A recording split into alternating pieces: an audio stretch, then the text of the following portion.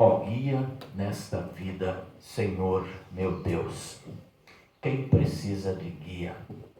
O cego. É o cego Bartimeu. E nós, nesse momento, lemos o Evangelho. Você já se imaginou sem enxergar nada? Nós que podemos ver, mesmo de óculos, não temos como sentir na pele o que é viver como um cego. Os deficientes visuais e outros portadores de deficiências físicas e mentais vivem uma vida difícil. Ela é mais difícil do que a nossa. Apesar de aos poucos a sociedade já estar se adaptando a elas, ambientes são criados para facilitar. As ruas é padrão nas calçadas agora, aquele trilho central um pouco mais elevado é lei, justamente para os cegos poderem se guiar.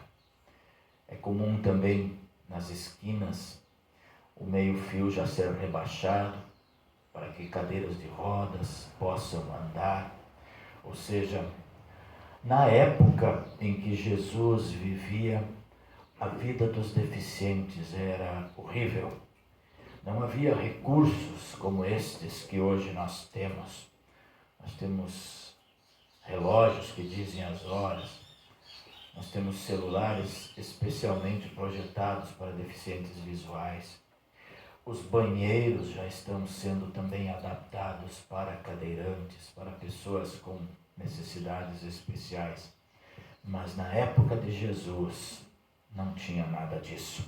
Não havia os recursos de hoje e nem a preocupação em ajudar essas pessoas a viver melhor. E pior, naquela época, ser surdo, ser gago, ser mudo, ser paralítico, era visto como um sinal de que a pessoa ou seus pais tinham cometido algum pecado grave. E então você tinha nascido assim. Você estava pagando ou um pecado seu ou um pecado dos seus antepassados. Então, além de dificultar a vida em si, a deficiência, eles carregavam a vergonha de serem vistos como culpados, como amaldiçoados. E é por isso, quando o cego Bartimeu pediu a Jesus para ver de novo, ele não queria apenas enxergar novamente, mas ele queria ter uma vida nova, uma vida digna, uma vida livre, livre de culpa, livre da vergonha. Ele queria não ser mais discriminado e ele queria se sentir como alguém que tinha valor. Ele não queria mais se sentir como alguém que não valia nada. Hoje muita gente vive como o cego Bartimeu, mesmo sem ser cego fisicamente. Dificuldades como doenças, desemprego, problemas familiares levam as pessoas a pensar: por que é que isso está acontecendo comigo? O que eu fiz para merecer isso? Será que Deus não gosta de mim? Ou como eu ouço às vezes: ah, pastor, mas isso é o diabo não quer me deixar em paz, o diabo está agindo na minha vida, olha o que me aconteceu. As pessoas se culpam. Esta era também a angústia de Lutero. Ele sofria muito tentando descobrir como agradar a Deus e cada vez ele ficava mais angustiado, achando que Deus era muito bravo, era muito severo, achando que Deus havia esquecido dele, achando que Deus não gostava dele. E às vezes as pessoas pensam também: Deus não gosta de mim. E a gente se vitimiza. O que poderia aliviar Bartimeu, Lutero e os que hoje sofrem como eles sofriam? O Bartimeu queria ver de novo. E menos que isso não ia ajudá-lo muito. Para as pessoas de hoje, Apenas ter dó delas também não ajuda muito, a muito menos a gente ignorar que elas estão ao nosso redor. Às vezes, bem perto de nós, às vezes na nossa família, ou desprezá-las, o que como cristãos não podemos nem pensar em fazer. Os conhecidos de Bartimeu não podiam fazer muito por ele e até o mandaram ficar quieto quando ele começou a gritar chamando Jesus. Talvez pensaram que era um chato e o cego deveria ficar quieto e não incomodar Jesus. Pois eu quero dizer para vocês que muitos pastores, muitos teólogos, muitos pensadores, quando eles leram essa história de Bartimeu, nós sabemos que isso aconteceu. O Bartimeu existiu, foi um homem cego. Os 3 evangelhos contam essa história. Mas muitos pastores, muitos teólogos, muitos estudiosos, desde muito tempo, desde o século VI, alguns disseram o seguinte: na verdade, Jesus está passando por Jericó. A tradução local de Jericó era lua. A lua, nos tempos bíblicos, ela era vista como sinal de imperfeição. O sol é perfeito. Ele nasce um e se põe o mesmo. A lua tem fases, ela se modifica. É como o fermento na Bíblia também, ele é sinônimo de pecado, de imperfeição. Ele muda. A lua também. Então Jesus passa por Jericó. Jericó significa lua, significa imperfeição. E lá nesta imperfeição está o Bartimeu. Bartimeu. Timeu significa, na língua antiga hebraica, orgulho, honra, vaidade. Lá está, dizem os teólogos antigos, Jesus passando pela imperfeição humana e arrancando de nós o nosso orgulho, a nossa vaidade, restabelecendo a vista para que Bartimeu e nós possamos ver quem é Jesus.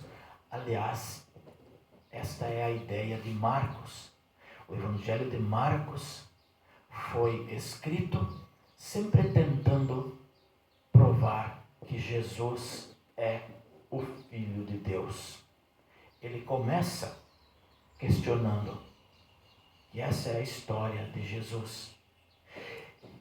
E no último capítulo de Marcos, nos últimos versículos de Marcos, quando Jesus está pregado na cruz, quando trevas escurece, a Bíblia diz que houve trevas no momento em que Jesus morreu. O guarda que estava ali do lado da cruz, ele olha para Jesus, ele olha para o céu, ele olha para a escuridão e ele diz: esse de fato é o Filho de Deus. A pergunta inicial de Marcos termina com a resposta daquele guarda: é o Filho de Deus, não temos dúvida. E nesse caminho onde Jesus passa por Jericó, pela imperfeição, ele vê Bartimeu. A igreja é o lugar onde nós buscamos Jesus, o Filho de Deus, onde nós trazemos as nossas imperfeições e as depositamos diante dele. Agora, a igreja também é formada por pessoas que estão do lado de Bartimeu e dizem: não incomode o mestre, não incomode Jesus. Quantas pessoas às vezes dentro da igreja não dizem isso ou não agem assim? Vou dar um exemplo. Nós temos uma pessoa nova que vem para a igreja. Ela quer ter comunhão com Deus, ela quer participar de tudo. Mas alguns não querem deixar. Alguns a proíbem. Alguns não querem convidá-la para participar dos grupos. Alguns não querem convidá-la para participar, porque não, das diretorias. O cego Bartimeu teve amigos que disseram: não, fica aí, fica do teu jeito, fica do teu modo, você nasceu assim. Não incomode Jesus, deixa ele. Parece que tinha um prazer em vê-lo cego, sofrendo, abandonado. Pode existir sim, dentro da comunidade cristã, da igreja, aqueles que não querem dar abertura para os novos, para os recém-convertidos, para os recém-chegados. Então o Bartimeu insistiu. Ele disse: Jesus, filho de Davi, tenha pena de mim. Só ele sabia a vida miserável que levava, e por isso ele queria que Jesus o ajudasse. Jesus então mandou chamá-lo, e aí talvez os mesmos que o mandaram ficar quieto foram chamar o cego. Eles disseram: olha, tenha coragem então, levante-se, porque ele está chamando você. Jesus perguntou o que ele queria, e por causa da fé dele no filho de Davi, Jesus o curou da sua cegueira, e Bartimeu então o seguiu. Hoje, o que nós poderíamos fazer pelos que sofrem? Muitas vezes não podemos resolver os problemas financeiros, os problemas de saúde das pessoas, mas podemos, como igreja e como cristãos, individualmente, dizer às pessoas o que aquele cego ouviu: coragem, levante-se, porque ele está te chamando. Diga isso ao seu familiar que não quer sair da cama no domingo de manhã: coragem, levante-se, ele está te chamando. Diga isso ao sofredor, teu colega de trabalho, que se abre para ti muitas vezes: levante-se, coragem, ele está te chamando. Foi isso que Lutero fez, depois que Deus lhe abriu as portas do céu, quando ele descobriu pelo estudo da palavra que Deus não é um juiz severo, e sim um Pai amoroso, que oferece salvação de graça a todas as pessoas pela fé em Jesus Cristo. A agonia dele acabou quando ele soube que Deus o amava, mesmo sendo pecador, e que ele não precisava fazer sacrifícios e obras para ser salvo. E as pessoas até hoje estão fazendo sacrifícios. Semana passada fui abastecer o carro meu lá no posto 300, e sempre tem música evangélica lá no posto. Quem já foi lá? Tem uma música evangélica tocando sempre, sempre. Aí eu cheguei, encostei, veio o frentista, e nisso a música parou e o locutor começou a ler o Salmo 91. E eu então disse: olha, põe aí combustível para mim. Cheguei perto dele e eu comecei a dizer o Salmo 91 junto. Caiam 10.000 ao teu lado e 1.000 à tua direita, tu não serás atingido. E o frentista me olhou assim. Aí eu disse: não, aqui eu sou pastor. Ah, você é pastor? Ontem eu subi o monte para orar. Eu disse: não, mas eu não sou pastor pentecostal, sou da igreja luterana. Não, eu também não sou. Eu sou católico. Mas eu acompanho os meus vizinhos, eles me convidam, então a gente sobe o monte para orar. Aí nós voltamos lá pela meia-noite. As pessoas estão fazendo sacrifícios ainda. Subir o monte, espinhos, dificuldade, suor. Eu disse para ele: na verdade você não precisa subir o monte. O que disse Jesus? Quando orar, entra no teu quarto, fecha a porta e ora você para o teu Deus. As pessoas estão vivendo lá no sacrifício. Mas ele argumentou e disse: sim, mas o meu vizinho disse que Jesus também fazia isso, ele se retirava. Eu disse: Jesus se retirava porque multidões o seguiam, ele tinha que se esconder. Mas me parece que as multidões não te seguem e nem seguem eu. O nosso quarto é o melhor lugar.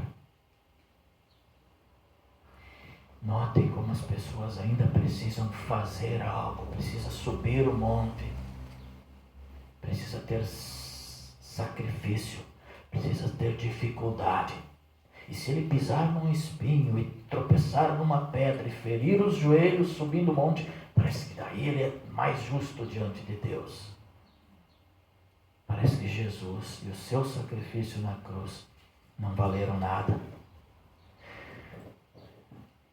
O frentista é um pequeno Lutero antes de descobrir a justificação pela fé.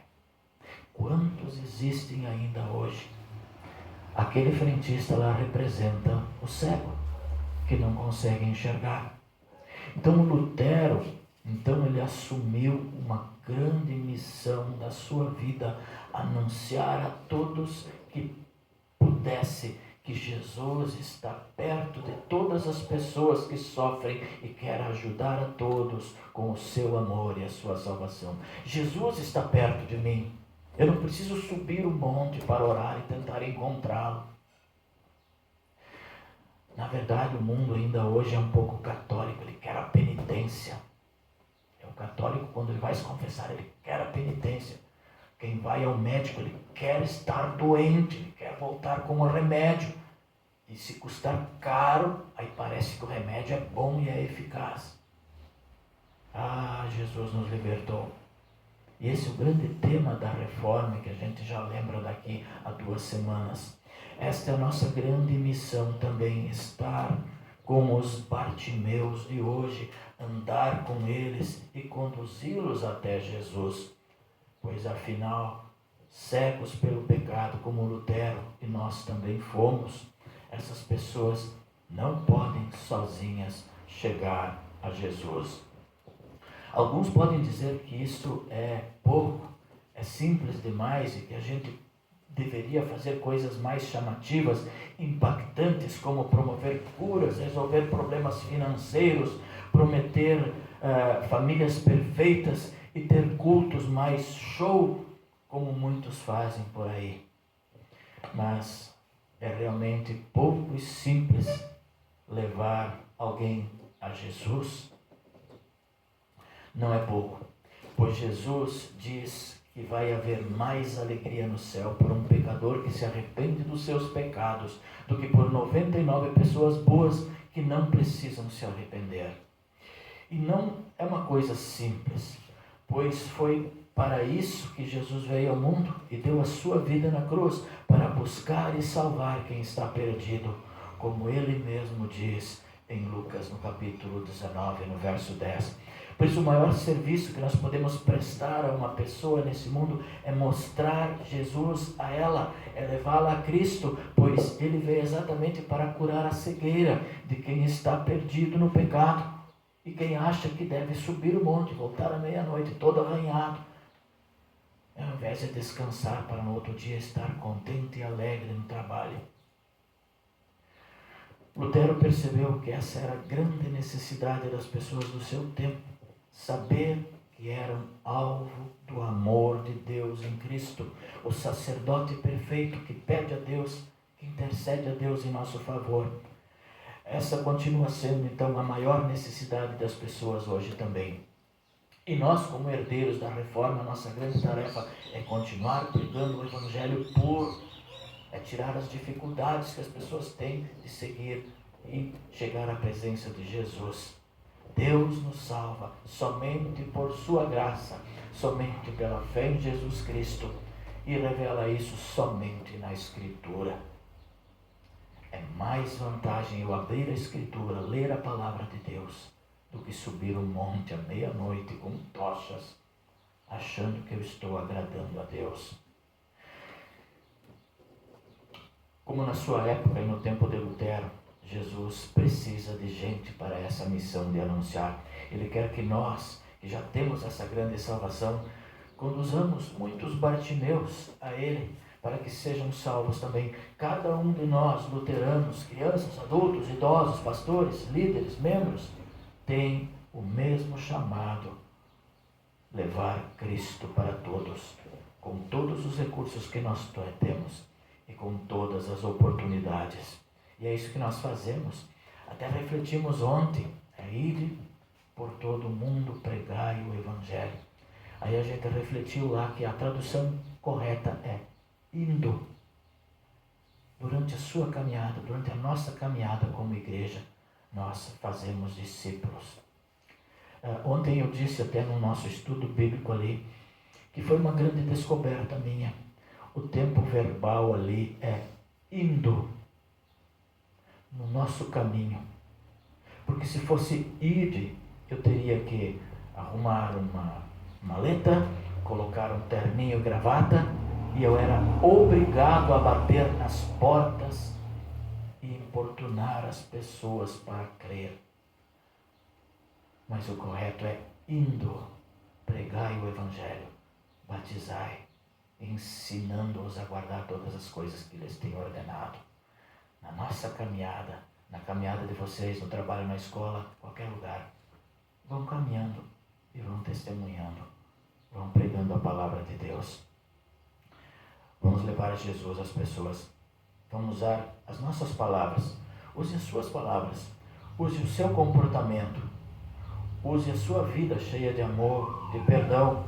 Mas para isso você precisa amar. Para isso você precisa perdoar. O exemplo está aqui. Assim o reino de Deus cresce.